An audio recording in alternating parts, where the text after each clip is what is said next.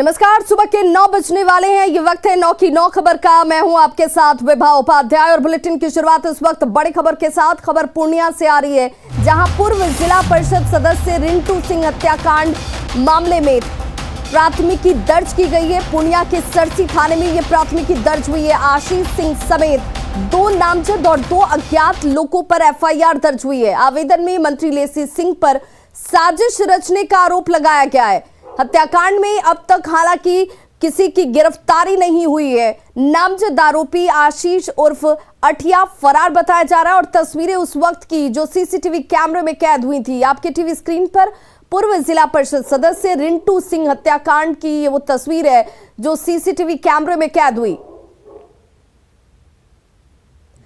तो आपको बता दें कि शुक्रवार शाम करीब 5 बजे सरसी थाने से महज 50 मीटर की दूरी पर स्टेट बैंक के सामने पूर्व जिला परिषद सदस्य रिंटू सिंह की गोली मारकर हत्या कर दी जाती है। रिंटू सिंह वर्तमान जिला परिषद सदस्य अनुलिका सिंह के पति थे। रिंटू सिंह की हत्या का सीसीटीवी फुटेज इस वक्त आप अपने टीवी स्क्रीन पर देख रहे हैं। परिजनों ने मंत्री लेसी सिंह के भतीजे पर हत्या का आरोप लगाया और कहा कि राजनीतिक साजिश के तहत हत्या को अंजाम दिया गया है। पुलिस ने लेसी सिंह के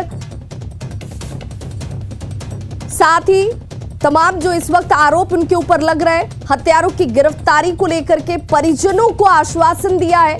पुलिस की तरफ से आश्वासन परिजनों को दिया गया है। नामजद आरोपी आशीष उर्फ अठिया फरार बताया जा रहा है, जिसकी गिरफ्तारी के लिए लगातार कार्रवाई की जा रही है। और सहयोगी कुमार प्रवीण हमारे साथ इस वक्त फोन लाइन पर जुड़ चुके हैं पूर्णिया से। प्रवीण, क्या अब तक कामयाबी पुलिस के हाथ लग पाई है? शुक्रवार की शाम को घटना को अंजाम दिया गया, आज रविवार की सुबह है। जी विभा, मैं बता दूं कि ये शुक्रवार को शाम में लगभग 5:15 बजे इस घटना को अंजाम दिया गया है, जिसका कि सीसीटीवी फुटेज भी पुलिस को हाथ लगा है। और सीसीटीवी फुटेज में स्पष्ट दिख रहा है कि एक युवक है जो कि सरेआम हाथ में पिस्तौल लेके लहरा रहा है और वो जाता है, पहले एक गोली रिंटू सिंह को मारता है। रिंटू सिंह गिर पड़ता है, उसके बाद फिर वो दौड़ के जाता है, फिर उसको गोली मारता है और उसके बाद वहां से भागता है। और इस बाबत देर रात जो रिंटू सिंह की पत्नी है, वर्तमान जिला परिषद सदस्य है अनुलिका सिंह के लिखित आवेदन पर प्राथमिकी दर्ज की गई है। उस प्राथमिकी में 2 नामजद है, एक अठिया है आशीष कुमार सिंह उर्फ अठिया, उन पर हत्या का आरोप है और एक अन्य है जो उन पे हत्या का आरोप है। 2 अज्ञात व्यक्ति है, उन पर भी है आरोप। और इसके अलावा मंत्री लेसी सिंह पर राजनीतिक साजिश रचने का भी आरोप लगाया गया है। हालांकि इस बाबत हमारी बात हुई बनमनखी एसडीपीओ से, उन्होंने कहा कि मंत्री पे जो आरोप लगा है उसकी जांच हो रही है और जांच के बाद कार्रवाई होगी। इसके बाद पुलिस का कहना है कि वो लोग लगातार रात भर छापामारी किए हैं। अठिया के घर पे वो गया तो उनके घर पे उनके माता पिता मिले और उनके पिता का कहना है कि उनका बेटा उनके बस से बाहर है, वो लोग उनके बारे में कुछ भी नहीं कर सकते हैं और अठिया फरार है। और दूसरा जो नेम्ड आरोपी है, उनके भी घर पे पुलिस गई थी तो उनके घर में ताला लगा हुआ था, सब लोग फरार थे। बहरहाल पुलिस लगातार छापामारी कर रही है। और जब कल लोगों ने जाम किया था, थाना परिसर में आगजनी भी की थी, तो एसपी भी मौके पर पहुंचे थे। और प्रवीण, लेसी सिंह पर साजिश रचने का आरोप जो परिजन लगा रहे हैं, क्या लेसी सिंह की तरफ से इस पर किसी तरह की कोई प्रतिक्रिया दी गई है? क्या उन्होंने इसका खंडन किया है? उनका क्या कहना है? लेसी सिंह से बात नहीं हो पाई है। लेसी सिंह अभी पटना में है। उनके जो सहयोगी हैं आशीष कुमार बब्बू, उनसे बात हुई थी तो उन्होंने कहा था कि पहले एफआईआर कॉपी क्या आता है वो हम देखेंगे, उसके बाद ही कुछ भी जवाब देंगे। तो बहरहाल एफआईआर देर रात करीब 11 बजे के बाद एफआईआर हुई है और एफआईआर कॉपी भी अब आज आ गई है। तो प्रवीण, किस तरह की राजनीतिक साजिश की आशंका कह लीजिए या ये गंभीर आरोप जो परिजनों की तरफ से लगाया जा रहा है, किस तरह की राजनीतिक साजिश रची गई? जो आवेदन में अनुलिका सिंह ने आरोप लगाया है, उन्होंने कहा कि रिंटू सिंह वहां पे पूर्व में भी जिला परिषद सदस्य थे और इस बार फिर उनकी पत्नी अनुलिका सिंह जिला परिषद सदस्य चुनी गई है और आगे रिंटू सिंह विधानसभा चुनाव लड़ना चाहते थे, जिस कारण से उनके राजनीतिक कद से ये लोग घबरा गए थे। इस वजह से उनकी राजनीतिक साजिश के तहत हत्या की बात आ रही है। इसके अलावा एक और बात आ रही है जो आवेदन में उन्होंने जिक्र किया है, उसमें कहा है कि जो इससे पहले विधानसभा चुनाव के दिन सरसी में ही एक बिन्नी सिंह की हत्या हुई थी। बिन्नी सिंह इनके जो रिंटू सिंह है, रिंटू सिंह के बहनोई के भाई हैं, बिट्टू सिंह के भाई हैं, बिन्नी सिंह भाई थे, उनकी भी हत्या हुई थी। और उसमें ये अठिया जो है, अठिया मुख्य आरोपी था और वो फरार चल रहा था। जो अठिया है जिससे कि हत्या करने का बिल्कुल, और अब देखना होगा कि पुलिस इस पर सामने से क्या रिएक्शन देती है, क्या प्रतिक्रिया देती है। इस घटना के बाद पुलिस के पास जवाब क्या है। बहुत बहुत शुक्रिया प्रवीण इस तमाम जानकारी के लिए। और अब बात जीत में जश्न के बीच फायरिंग की। नालंदा से फायरिंग की तस्वीरें सामने आई हैं। ये फायरिंग पंचायत चुनाव में जीत के बाद की गई है। और जरा इन तस्वीरों को देखिए, ये वो लड़के हैं जो हाथ में पिस्टल लेकर ताबड़तोड़ फायरिंग कर रहे हैं। जीत के बाद जश्न की ये तस्वीरें, दो तस्वीरों के जरिए देखिए मुखिया समर्थकों की फायरिंग। जो पहली तस्वीर आप देख रहे होंगे, और चुनाव में सिंबल आफरीन की जीत होती है। जश्न तक ठीक था, लेकिन ये जश्न कैसे, देखिए कानून का माहौल उड़ाने लगती है। यहाँ पर ताबड़तोड़ फायरिंग की जाती है। फायरिंग करते जो व्यक्ति दिख रहा है वो मुखिया सिंबल आफरीन के समर्थक हैं। पंचायत चुनाव की काउंटिंग हुई जिसमें पलटपुर बेलछी शरीफ से सिंबल आफरीन की जीत होती है। फूल मालाओं से सिंबल आफरीन का स्वागत किया गया, यहां तक सब कुछ ठीक था। लेकिन उसके बाद समर्थकों ने जबरदस्त फायरिंग की। खुलेआम ये फायरिंग की जाती है और पुलिस और प्रशासन इससे अनजान बना रहा। वीडियो हो रहा है।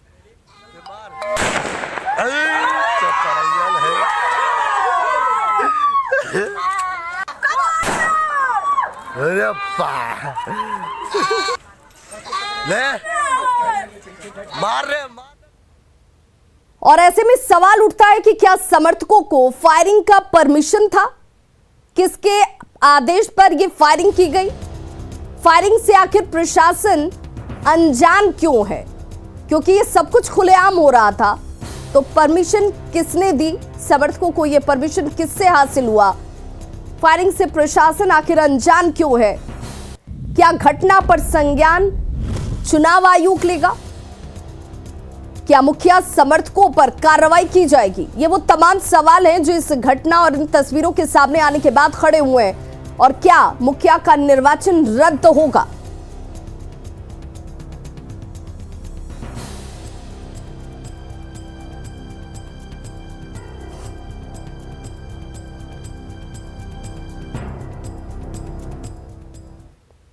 और ऐसे में खबर के मायने समझना जरूरी है। देखिए, हथियारों का प्रदर्शन कर दबंगई की जाती है, विरोधियों को डराया धमकाया जाता है। समाज के कमजोर वर्ग के लोग इससे डरते हैं। वो ऐसे जनप्रतिनिधि से इंसाफ नहीं मांग सकते। दबंगों के चलते गरीबों को हक नहीं मिलता है। जनता डर कर दबंगों को वोट करती है। कहीं ना कहीं चुनाव की इस पूरी प्रक्रिया को ऐसे लोग प्रभावित करते हैं, जनता को डराते और धमकाते हैं। और इसीलिए अनुचित है, ऐसा नहीं किया जाना चाहिए। लेकिन ऐसी तस्वीरें निकलकर सामने आ रही हैं जहां पर ताबड़तोड़ फायरिंग की जाती है जनप्रतिनिधि और उनके समर्थकों की तरफ से। अब ऐसे में कई सवाल खड़े उठते हैं। खबर मधुबनी से, जहां बेनीपट्टी थाना क्षेत्र में सड़क के किनारे झाड़ी में युवक के शव को बरामद किया गया है, जिससे इस इलाके में सनसनी फैल गई। मृतक की पहचान बेनीपट्टी बाजार निवासी बुद्धिनाथ झा उर्फ अविनाश के रूप में की गई है। बताया ये जा रहा है कि बुद्धिनाथ झा बीते 9 नवंबर से रात से लापता था। परिजन परेशान थे। 11 नवंबर को बेनीपट्टी थाने में बुद्धिनाथ झा के गायब होने की रिपोर्ट दर्ज कराई जाती है।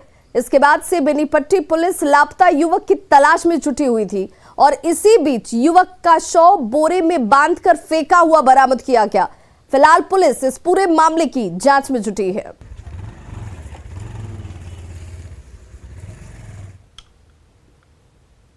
बिहार सरकार ने खतरनाक रासायनिक खाद के इस्तेमाल को खत्म करने का मन बनाया है। कृषि मंत्री ने बताया कि बिहार में हर हाल में खतरनाक रासायनिक खादों के इस्तेमाल को खत्म किया जाएगा। केमिकल फर्टिलाइजर के इस्तेमाल से निस्संदेह एक तरफ उत्पादन बढ़ा है, दूसरी तरफ और कई नुकसान हुए हैं। हमारा कृषि विभाग अब इस दृष्टि से काम करने के लिए तत्परता से लगा हुआ है कि कितना फर्टिलाइजर, केमिकल फर्टिलाइजर इस्तेमाल हो और उसकी बंदिश लगाई जाए। तो उसका काम हम लोग प्रचार के द्वारा, प्रसार के द्वारा, किसान चौपाल लगा करके प्रत्येक ज़िले में हमारी गाड़ियां घूम रही हैं, वीडियो भी दिखा रहे हैं, किसानों को बता रहे हैं, समझा रहे हैं कि 1 एकड़ में कितना और केमिकल फर्टिलाइजर का इस्तेमाल, कौन सा खाद का इस्तेमाल करना चाहिए। 15 नवंबर को केंद्रीय वित्त मंत्री निर्मला सीतारमण के साथ सभी राज्यों के वित्त मंत्रियों की बैठक है और बैठक में केंद्रीय बजट और राज्यों की मांगों पर चर्चा की जाएगी। इस बैठक में बिहार के डिप्टी सीएम और वित्त मंत्री तारकिशोर प्रसाद शामिल होंगे। तारकिशोर प्रसाद ने बताया कि बिहार में विकास की गति को और तेज करने के लिए केंद्र से मांग की जाएगी। भारत सरकार के द्वारा जो कई प्रकार की कई योजनाओं को प्रारंभ किया, उस पर विस्तार से चर्चा होगी। सोमवार को बैठक है और इस बैठक की तैयारी हम सब कर रहे हैं। उम्मीद करते हैं कि बिहार के विकास के लिए तो जो सहयोग है केंद्र का लगातार मिल रहा है, लेकिन जो योजनाएं चल रही है वो कैसे पूर्ण हो, खास करके कोरोना के कालखंड में भी भारत के यशस्वी प्रधानमंत्री ने कई घोषणाएं की थी और उनका वो इन्फोर्समेंट का क्या अपडेट्स है, वो सारी चीज़ों पर चर्चा होगी। खबर पलामू से, जहां मेदिनीनगर बस स्टैंड से रंगदारी वसूलते डब्लू सिंह गिरोह के गुंडों को पुलिस ने गिरफ्तार किया है। एसपी को मिली गुप्त सूचना के बाद सदर एसटीपीओ ने छापेमारी कर बस स्टैंड से रंगदारी वसूल रहे 6 अपराधियों को रंगे हाथों धर दबोचा। इनके पास से 23,000 रुपए कैश और एक मोबाइल फोन जब्त की गई है। सभी आरोपी बस और ऑटो से हर ट्रिप पर 10% रंगदारी वसूलते थे। रंगदारी का सारा पैसा मंटू तिवारी और परमिंदर बाबू के पास जमा किया जा रहा था। आपको ये बताते चले कि परमिंदर बाबू मेदिनीनगर नगर परिषद का उपाध्यक्ष भी रह चुका है। वहीं मेदिनीनगर निगम के लिए डिप्टी मेयर का भी चुनाव लड़ चुका है। सभी अपराधी कई साल से रंगदारी वसूलने का काम कर रहे थे। गिरफ्तारी के बाद सभी अपराधियों को हथकड़ी लगाकर पूरे बाजार में घुमाया गया ताकि लोगों के मन से इन रंगदारों का खौफ खत्म हो पाए। फिलहाल मंटू तिवारी और परमिंदर बारू फरार चल रहे हैं। पलामू पुलिस को ये लगातार सूचना मिल रही थी कि बस स्टैंड, ऑटो स्टैंड से डब्लू सिंह गिरोह के लोग डरा धमका के रंगदारी वसूलते हैं और यह प्रक्रिया वर्षों से चली आ रही थी। हम लोगों ने पहले भी कई गिरफ्तारियां की थी जो लोग रंगदारी वसूल रहे थे, लेकिन आज फिर सूचना मिली कि आज फिर से उसके गैंग के लोग जो है पैसा वसूल रहे हैं। और तब मुझे गोपनीय सूचना मिली कि ये जो है बस स्टैंड के बगल में एक श्री राम बस का डिपो है, वहाँ पर लोग बैठे हुए हैं और पैसे की गिनती भी कर रहे हैं, वसूली भी हो रही है और गिनती भी हो रही है। तो मैंने सदर एसडीपीओ के विजय शंकर को कहा कि आप तुरंत जाके छापेमारी कीजिए और इन लोगों ने जब छापेमारी की तो लोग रंगे हाथों रंगदारी वसूलते हुए पकड़े गए।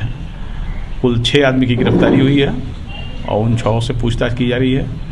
इन 6 ने जिस 2 अन्य आदमी का नाम बताया है वो भी एफआईआर में नामजद होंगे। हम पूछताछ कर रहे हैं, अभी उसका तलाशी जारी है। हम देखते हैं, जैसे कुछ सूचना मिलता है तो आप भी बताइएगा। तो अभी तक परमिंदर बाबू नहीं हाथ लगाए। एक परमिंदर बाबू है, दूसरा मंटू तिवारी है, दोनों का नाम सामने आया है। तो अभी दोनों में भागे चल रहे हैं। जैसे पकड़ेंगे तो आगे कुछ खुलासा होगा तो आगे हम आपको बता पाएंगे। राजधानी रांची में नशे के सौदागर अपना जाल बिछा चुके हैं। नशे के सौदागरों के निशाने पर राजधानी का युवा वर्ग है। रांची के लोअर बाजार इलाके में पुलिस ने गिरोह का खुलासा करते हुए 6 ब्राउन शुगर तस्करों को धर दबोचा। ब्राउन शुगर तस्करी के आरोप में पकड़े गए सभी तस्कर विभिन्न थाना क्षेत्रों में ब्राउन शुगर की सप्लाई कर रहे थे। बाकायदा एजेंट को भी इन्होंने हर थाना क्षेत्र में एक्टिव कर रखा था। अपराधियों के पास से करीब 32 ग्राम ब्राउन शुगर बरामद की गई है। सर्वप्रथम छापामारी नयाटोली चौक लोअर बाजार थाना अंतर्गत की गई, जहां 3 लोगों को ब्राउन शुगर के साथ गिरफ्तार किया गया। उन सभी ने ब्राउन शुगर के इस अवैध तस्करी और बिक्री को स्वीकार किया और इनकी निशानदेही पर पुनः अरगोड़ा तालाब के पास और अरगोड़ा चौक के पास एक गली में छापामारी की गई, जहां से और 3 लोगों को गिरफ्तार किया गया। सभी के पास से ब्राउन शुगर की पुड़िया बरामद हुई है और उन लोगों ने इस बिक्री में अपनी संलिप्तता को स्वीकार किया। चतरा पुलिस ने अफीम की खेती करने वालों के खिलाफ अनोखी पहल की है। अफीम की खेती करने वालों पर ड्रोन कैमरे से नजर रखी जा रही है और पुलिस ने अफीम की खेती पर आसमान से भी नजर रखना शुरू कर दिया है। इसके तहत वैसे इलाकों को चिन्हित किया जा रहा है जहां पहले अफीम की खेती होती थी या फिर खेती की सूचना मिल रही है। अगर अफीम की खेती ड्रोन कैमरे में कैद होती है तो पुलिस वहां जाकर फसल को नष्ट करती है। ये एक नया प्रयोग होगा कि ड्रोन के माध्यम से हम लोग बिल्कुल ऐसे क्षेत्र जो सामान्य तौर पर हमें नहीं दिखते हैं और जिसका लोग फ़ायदा उठाते थे उन्हें भी हम देखेंगे और वहाँ पे भी जाकर पुलिस जाकर कार्रवाई करेगी। उसमें सभी महत्वपूर्ण जो प्रखंड और ऑफिसेज हैं, ब्लॉक ऑफिसेज हैं, सभी जगह पे हम लोग ये पोस्टर लगाएंगे। ये बेसिकली इसका फोकस ये है कि जो अलग अलग लोग हैं उन्हें समझ में आए कि अफीम की खेती, अफीम से रिलेटेड किसी भी ट्रेड से जुड़े रहना। गोड्डा की सुंदर पहाड़ी और गोड्डा प्रखंड में हाथियों का आतंक देखा जा रहा है। बाराताड़ गांव में घुसकर हाथियों ने घरों को तोड़ दिया और अनाज को चट कर गए। पिछले 10 दिनों में हाथियों ने 3 लोगों की यहां जान ले ली है। वन विभाग की टीम लगातार यहां पर प्रयास कर रही है कि किसी तरह से हाथियों को जंगल की तरफ भेजा जाए। वन विभाग की माने तो हाथी गांव से महज 1 किलोमीटर की दूरी पर है। लालपुर जंगल से निकलकर बाराटाड़ गांव है, बगल में ही है लालपुर जंगल के, वहीं पर एक आदमी का घर तोड़ा है। इससे पहले करीबन कितने लोगों की मौत हाथी इससे हो चुकी है? गोड्डा ज़िले की बात है तो गोड्डा ज़िला में कुल 3 लोगों की मौत हो चुकी है। एक घायल है जो मतलब खतरे से बाहर है।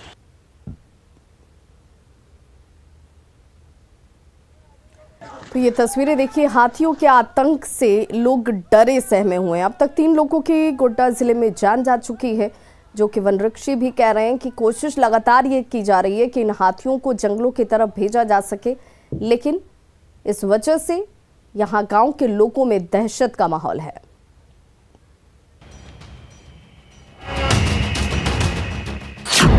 सोलह नवंबर को शराबबंदी पर सबसे बड़ी समीक्षा। सीएम नीतीश कुमार करेंगे शराबबंदी की महासमीक्षा। शराबबंदी पर आप क्या सोचते हैं? बिहार में शराबबंदी को लेकर मुंगेर के लोगों का कहना है कि शराबबंदी बेहतर कदम है। लोग शराबबंदी पर और प्रभावी तरीके से काम करने पर जोर दे रहे हैं। तो शराब बंद होना चाहिए। नीतीश जी का ये फैसला कैसा है? सही फैसला है। क्या इस कानून को और सख्त होना चाहिए? हाँ जरूर। क्यों शराब पीना सही तो नहीं है। भूल से भी नहीं। नीतीश कुमार जिंदगी में कोई काम अच्छा किया है तो ये काम किया। क्या नीतीश कुमार को ये फैसला वापस लेना चाहिए? भूल से भी नहीं, कभी सपनों में नहीं। आज जो भी इज्जत सम्मान बिहार को मिला है नीतीश जी को, ये शराबबंदी से मिला है। क्या इस कानून को और सख्त बनाना चाहिए? और सख्त बना सकते हैं, जितना हो सके उतना करना चाहिए। नहीं, खत्म नहीं करना चाहिए और सख्ती से जो है इसमें पालन करना चाहिए। नीतीश जी का ये फैसला कैसा था? सत्य सही है फैसला और कारगर होना चाहिए फैसला। क्या इसको सख्त बनाने की आवश्यकता है? एकदम सख्त बनाने की आवश्यकता है। शेखपुरा जिले में प्रवासी मजदूर मत्स्य पालन का रोजगार शुरू कर चुके हैं, जिसमें मनरेगा योजना से जिला प्रशासन सहयोग कर रहा है। चेवाड़ा प्रखंड के छठिहारा गांव में लॉकडाउन के दौरान पिछले साल कई मजदूर गांव वापस लौटे।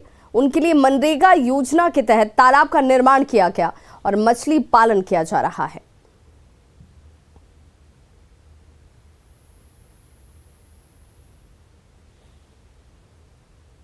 तो खबरों का सिलसिला लगातार जारी है। आप देखते रहिए न्यूज़ 18 बिहार झारखंड।